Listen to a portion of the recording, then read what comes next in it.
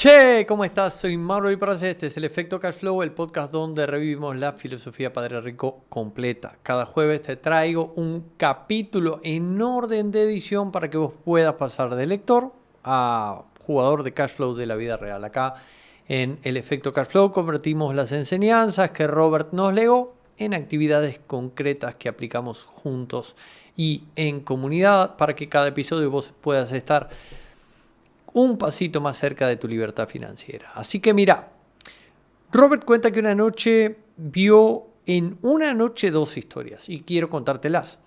Estas dos historias están conectadas por lo mismo, por el miedo. La primera es de Alexander Graham Bell. Te va a sonar porque este tipo lo que hizo es patentar el teléfono. Y obviamente por el teléfono en su época la demanda era enorme.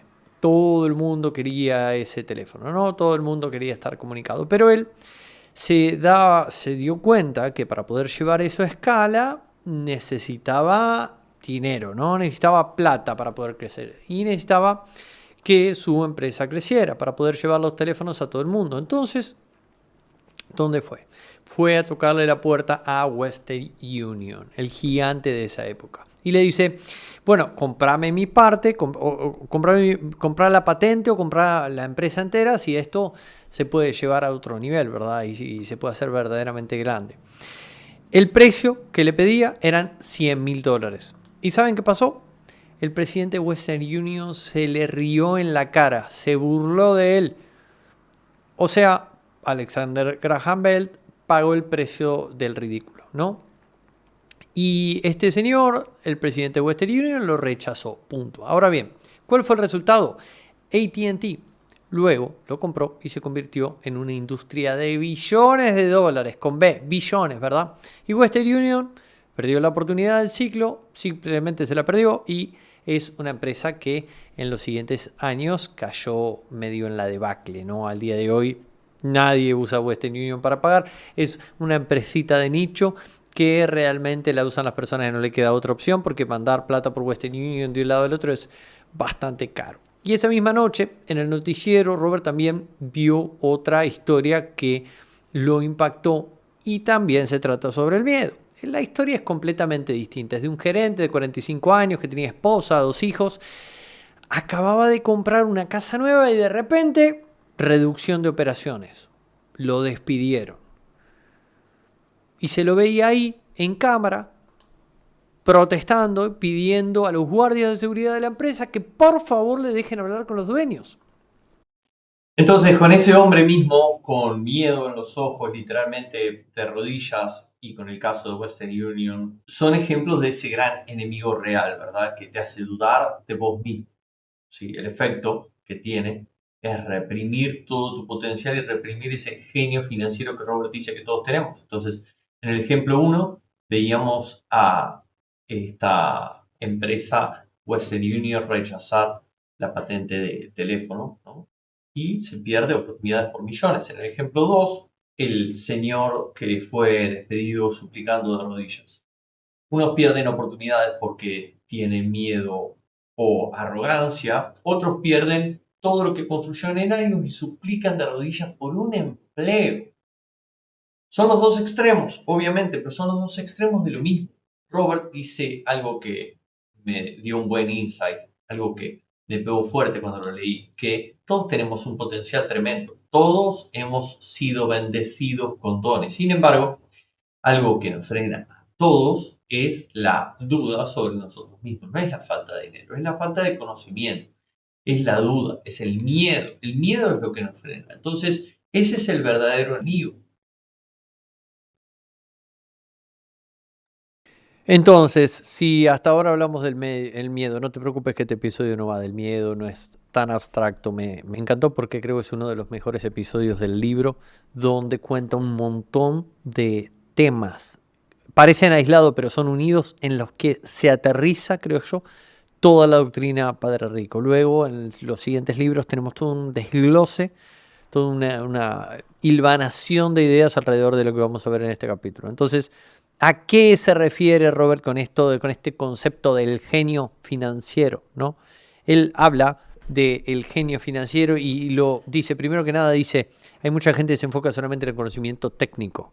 Hay otros que te dicen, no, es que para tener éxito en los negocios hay que tener coraje, hay que tener calle, hay que tener estómago. Bueno, Robert dice que no, que se necesitan ambos, ¿verdad? Que se necesita lo técnico más el coraje. Los dos puntos son clave. Entonces, si el miedo que vos tenés, que vimos en el punto anterior, es demasiado fuerte, y esto le pasa a un montón de gente, lo he visto durante años pasar, el genio queda como reprimido. Es así de simple. Entonces, Robert cuenta que en sus clases él pedía siempre lo mismo. Pedía, no tengas miedo a asumir riesgos. De hecho, es uno de los propósitos del juego Cashflow. Permitirte hacer lo que no harías en tu vida real, ¿verdad?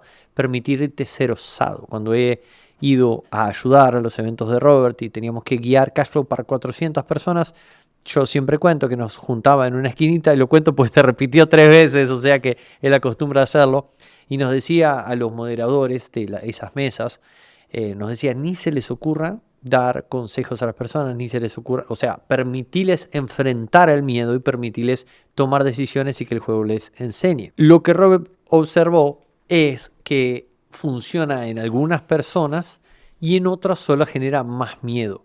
Esto de querer tirarse a tomar riesgos, ¿no? Entonces la realidad es que para la mayoría de las personas, cuando hablan de plata, prefieren jugar seguro. Y está bien porque son personas sin educación financiera, pero eso, lo malo, es que te limita a poder jugar un solo juego en tu vida, cuando podrías tener múltiples opciones financieras. Para tener más opciones, Robert ronda una y otra vez alrededor de esta pregunta de por qué deberías desarrollar tu IQ financiero. Porque lo responde con algo enorme que él, mientras escribía ese libro en 1997, decía, está pasando algo enorme. Y él explicaba que en ese momento, en 1997, estaba viendo un cambio drástico hacia la tecnología. Pero hoy, vos, en el 2025, esto es completamente diferente. Entonces quiero mostrarte las dos caras. Lo que Robert veía en ese momento y lo que está pasando en este momento. Robert escribió Padre Rico, Padre Pobre en 1997 y en ese momento se dio cuenta de que hace 300 años, desde que él escribía eso, la riqueza era muy simple.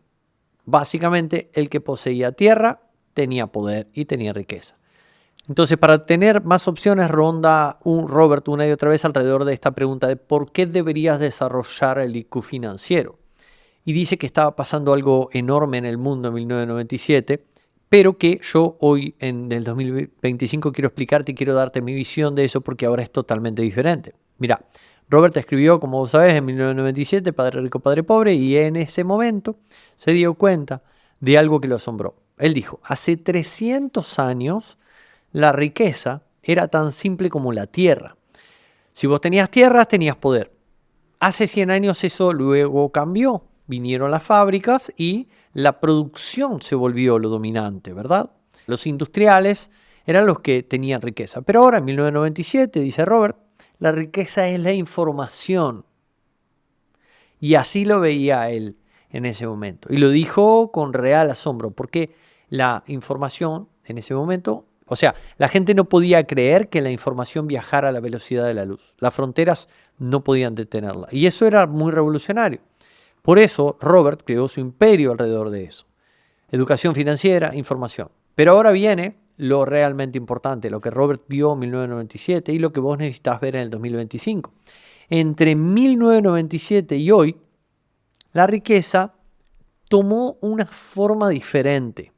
Mientras que Robert en 1997 celebraba la información, otras personas ya estaban viendo más allá y construyendo algo diferente. Hoy, en 2025, la riqueza no está en tener la información, está en quien posee la información. ¿A qué me refiero?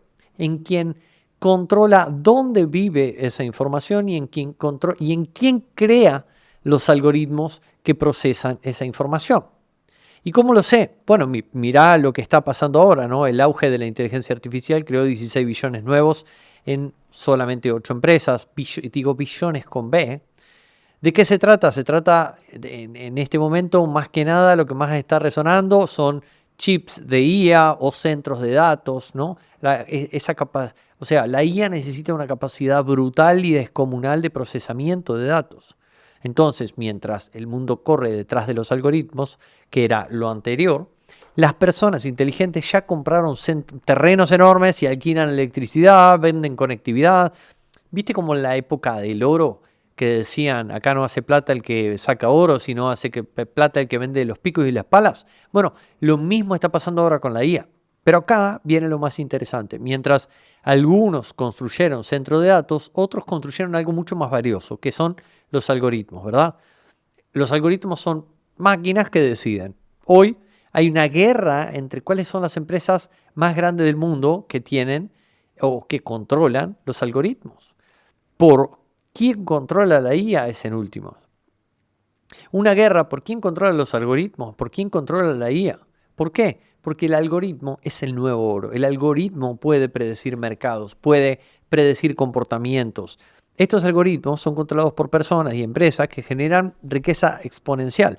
Y luego apareció algo que Robert en 1997 ni imaginaba, que también que es la blockchain, que vos seguramente ya lo conocés, ¿no? Entonces, los datos hoy en día y la energía son el nuevo petróleo, el nuevo oro, ¿verdad? Pero con blockchain vos sos el dueño de esa información, vos podés ser el dueño de esos datos de verdad y no una corporación. Cuando vos combinás blockchain, IA, centros de datos, ahí tenés un boom. Entonces, en esta nueva realidad es que nosotros tenemos que, desde acá, parados en el hoy, tenemos que analizar cuáles son los principios que extraemos de este libro, ¿verdad? Entonces, hoy en día está al alcance de todo el mundo crear sistemas donde vos seas el dueño de ciertos datos y que determinadas IAs trabajen para vos y que vos puedas tener alrededor de esos múltiples formas de negocio, múltiples fuentes de ingreso. Y una de ellas son los DeepIns, que son un mercado de 30 billones de dólares. O sea, gente compartiendo GPU con internet y compartiendo poder de procesamiento, ¿verdad? Y en retribución ganando tokens mientras duermen. Entonces, lo más loco de esto es que hay 560 millones de personas en el mundo usando Web3 hoy en día y activos digitales. 560 millones. En 1997 había 0. Entonces la pregunta es, ¿ves la evolución? En 1997, Robert descubría la información. Hoy, en 1995, los sistemas procesan esa información. Robert se asombró con la información y hoy yo estoy asombrado con estos sistemas. La pregunta es, ¿vos con qué te vas a asombrar? Porque estamos al inicio de una ola, no en el pico, en el inicio. La bifurcación es ahora. Hoy es el momento de que decidamos.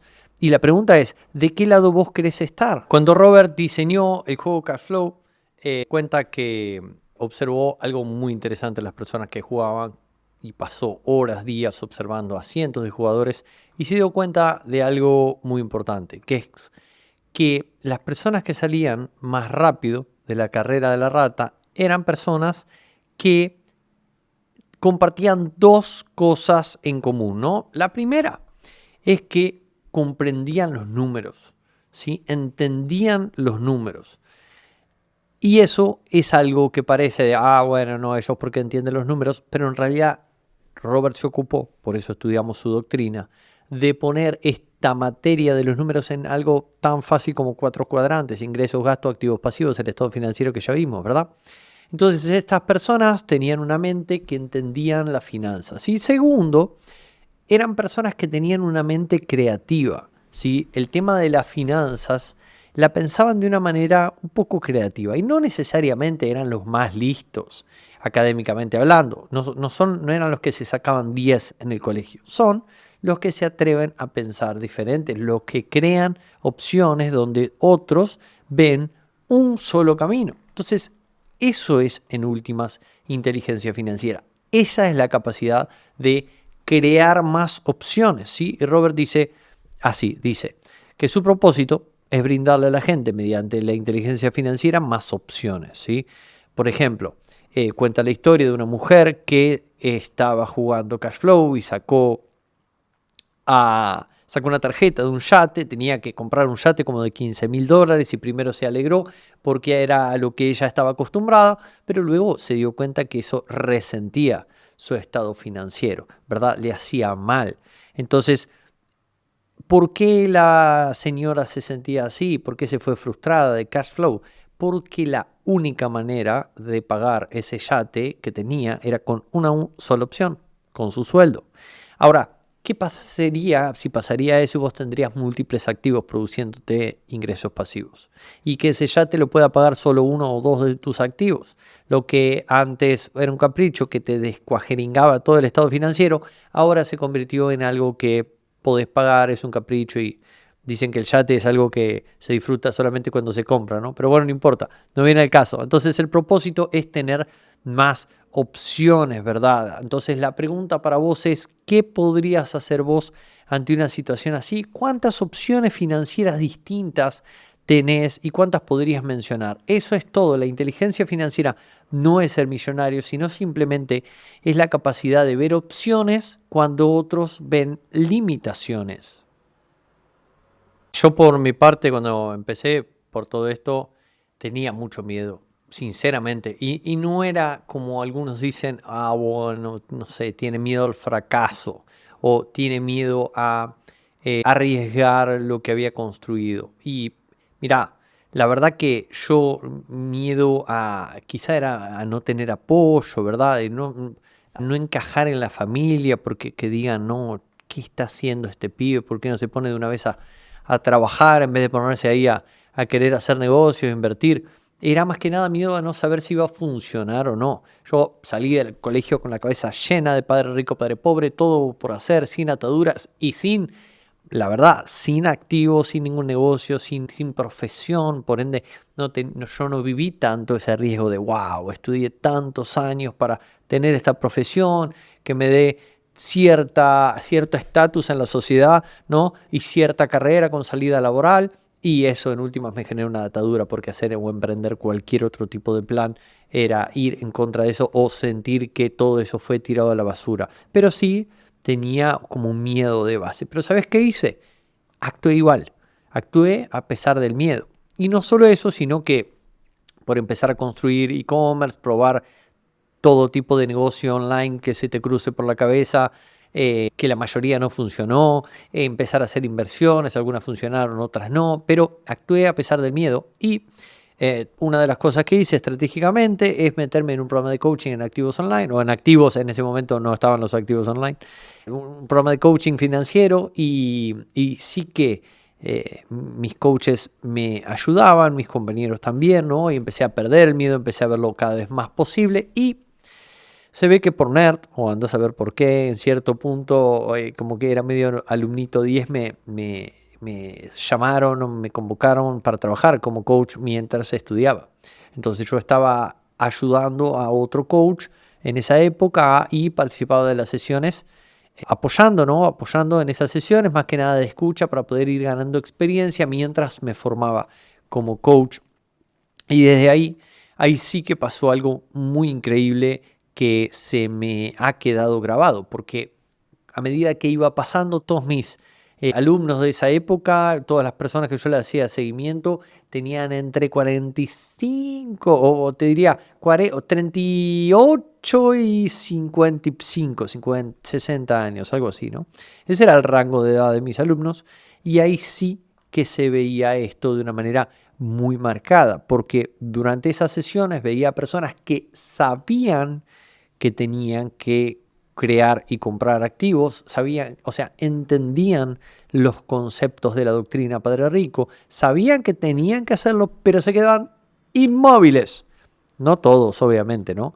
Una gran mayoría de ellos. Y se inventaban excusas, generaban razones que sonaban lógicas para poder mantenerse en el mismo lugar. Pero en el fondo era la voz del miedo hablando, para que se queden cómodos en ese lugar y no sientan la culpa de, no estoy haciendo nada, ¿verdad? Pero en últimas era para no arriesgar nada. Y al mismo tiempo veía también como parte de esos grupos a otras personas o otros compañeros que a pesar del miedo actuaban, incluso con carreras largas o profesiones o grandes negocios. Siempre la mentalidad estaba, justamente el IQ financiero te lleva a pensar de cómo puedo agarrar toda mi experiencia, toda mi profesión, todos mis clientes y reconvertirlos hacia un nuevo negocio, hacia esa experiencia llevarla a una inversión. Entonces, ¿cómo con los recursos que tengo puedo construir libertad? Y muchos de esos ya tienen su libertad financiera y otros están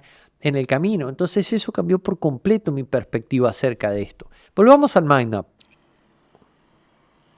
Bueno, y Robert, una de las cosas que hace muy bien en este episodio es contar varias historias de cómo generar dinero, contratos, no digamos de la nada, digamos contratos. Y yo hace un tiempo también, o sea, con el aumento de inteligencia financiera a lo largo de los años, se me han presentado un montón de oportunidades de poder crear mis propias versiones de inventar dinero. Una concreta que realmente creo que es valioso para este episodio es un momento en el que yo honestamente no tenía capital, pero encontré un producto valioso.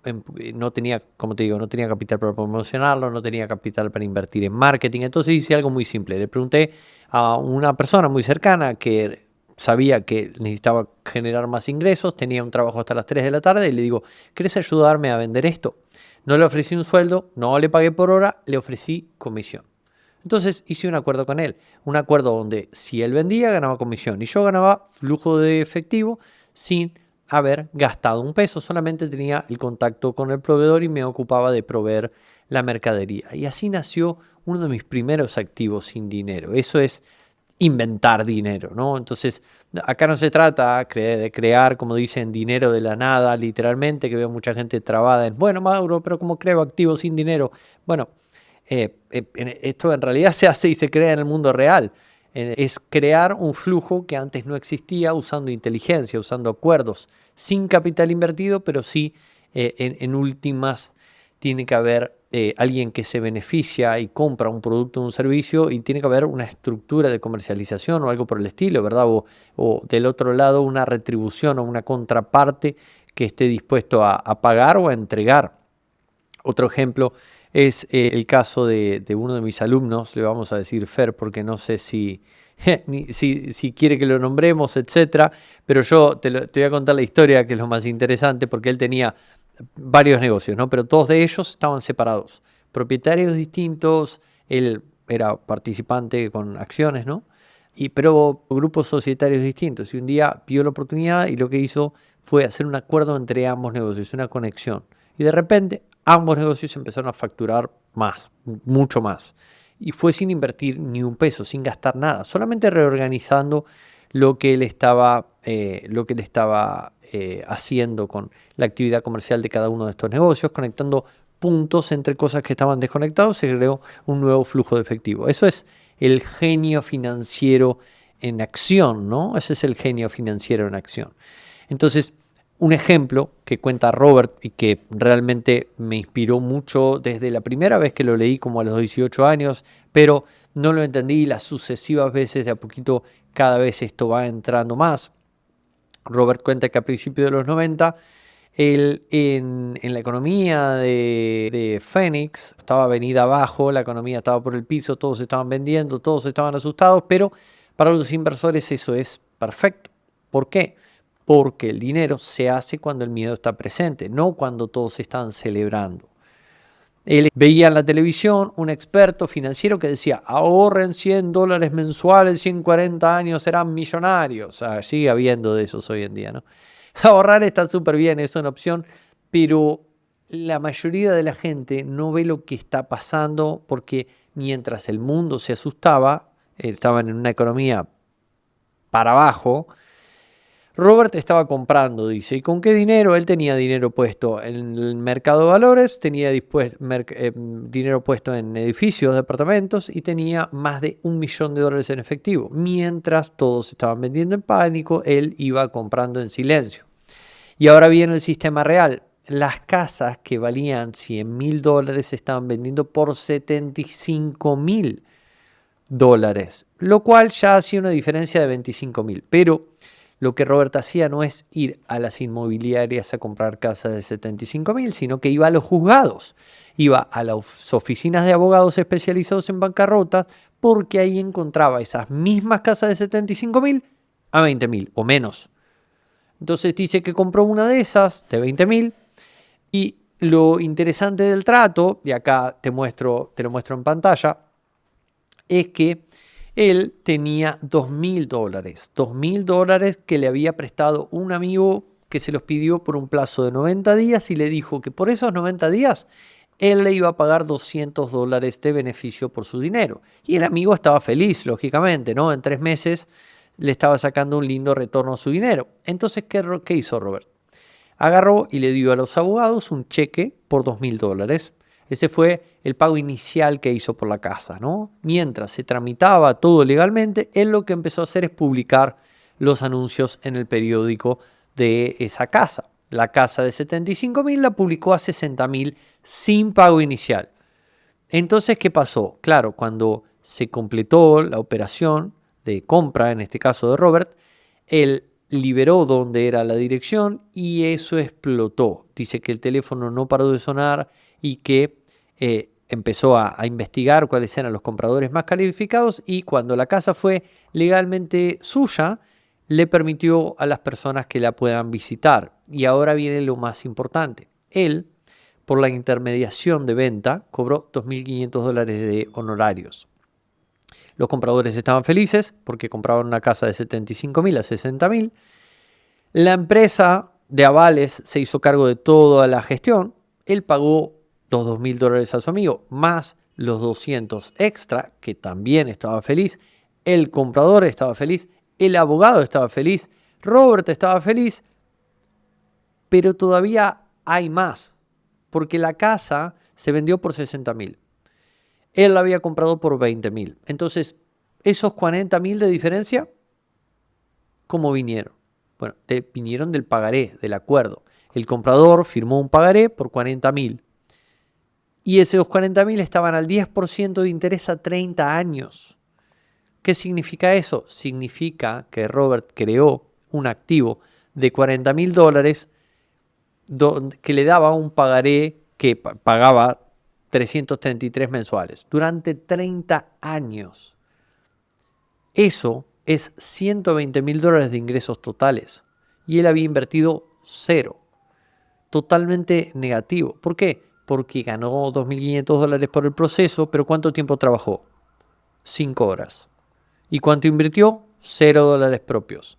Dinero que había literalmente inventado. Dinero que había sido creado. Él no tomó del banco, no hizo especulación, fue solamente un acuerdo de personas que todos ganaban. Él ganó, el comprador ganó, y una cosa muy importante es que eso solo fue una transacción. Robert cuenta que en ese periodo hizo 6 de esas transacciones en su tiempo libre, mientras el dinero estaba trabajando en otras inversiones. Entonces, ¿cuánto dinero creó en total? Más de $190.000 en pagaré al 10% de interés. Eso equivale a $19.000 anuales de flujo de efectivo. Y los impuestos protegidos por una corporación privada, esos 19.000 se gastaban en gastos deducibles, en autos de la empresa, gasolina, viajes, seguros, cenas, antes de que el gobierno pida cobrar impuestos. Entonces, por 30 horas totales invertidas, ¿cuánto dinero creó? $190.000 en activo, $19.000 de flujo de efectivo. Entonces, quiero que te preguntes, ¿cuánto tardarías vos en ahorrar $190.000? Y pregúntate, ¿el banco te paga 10% de interés en ahorros? La respuesta es no. ¿Te paga el banco $19.000 anuales en ahorros? Sobre los ahorros, digo, la respuesta es no. Obvio que hoy en día con DeFi hay un montón de productos de inversión que sí te los pagan. Pero en ese momento, en 1997, eso no existía. Pero ¿sabes cuál es la parte más genial? Que si el comprador no pagaba, la casa se devolvía. ¿Qué pasaba entonces? El mercado de Phoenix estaba subiendo y la casa se vendió por 60.000, ahora valía 70.000 y él la revendía. Entonces cobraba los $2.500 de honorarios, se extendía otro pagaré a 30 años y el proceso volvía a empezar. Entonces la primera transacción invirtió 0, ganó 2.500, creó un activo por $40.000 que no paraba de darle flujo de efectivo mes a mes. El retorno literalmente es infinito. ¿Por qué? Porque no invirtió nada. Y ahora viene lo importante, porque tenés que saber una cosa importante. Eso en Estados Unidos es literalmente ilegal. Ofrecer ciertos tipos de trato a alguien que no es un inversionista sofisticado, que es una categoría de inversión allá, es ilegal. ¿Por qué? Porque el sistema sabe que las grandes oportunidades, los mejores tratos no son para cualquiera, son para gente que entiende el juego, son para gente que tiene inteligencia financiera. Si no la tenés, te cagás, punto. Perdón el francés. Entonces, la pregunta es simple. ¿Vas a gastar 30 horas ahorrando o vas a gastar 30 horas en una nueva carrera con salida laboral o vas a gastar 30 horas aumentando tu IQ financiero y aprendiendo de negocios y de inversiones? Porque ambas cosas te van a tomar tiempo, pero te dan resultados completamente diferentes. Entonces, acá viene una de las cosas para mí más interesantes. Él dice, hay dos clases de inversionista. Y quiero comentártelo de esta manera. Hace muy poco no, en realidad hace mucho, en un club de cash flow en Argentina tenía un mentor ahí que realmente practicaba la doctrina Padre Rico, o la sigue practicando, no sé, en Buenos Aires en una época muy difícil, y él decía, no compres empaquetados o trata de sofisticarte para no ir a los empaquetados. ¿Y a qué le decía él empaquetados? Bueno, Robert observó dos clases de inversionistas muy marcados. La clase 1 son las personas que compran inversiones.